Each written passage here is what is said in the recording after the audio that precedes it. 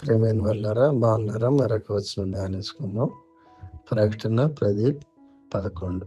అప్పుడు వారు, నీవు ప్రజలను గూర్చియు జనములను గూర్చియు ఆయా భాషలు మాట్లాడే వారిని గూర్చియు అనేక మంది రాజులను గూర్చియు మరలా ప్రవచింపనాగత్యమని నాతో చెప్పిరి. ప్రవచనాత్మకమైన పిలుపు.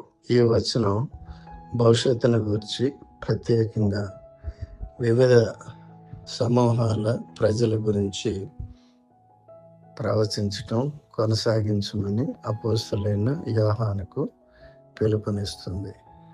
లోకమందంతటా అనగా ఈ ప్రవచనం అనేక జనములను గూర్చి, ఆయా భాషలు మాట్లాడే వారిని గూర్చి, అనేక మంది రాజులను గూర్చి తెలుపుతుంది. ఇది లోకమంతటిని దాని ప్రభావమును సూచిస్తుంది. ప్రకటన కొనసాగింపు అనగా ఈ వచనము యోహాను దేవుని యొద్ద నుండి మరిన్ని ప్రత్యక్షతలను పొందుతాడని తెలియజేస్తుంది. అవి ఇతరులకును తెలియజేయబడతాయి.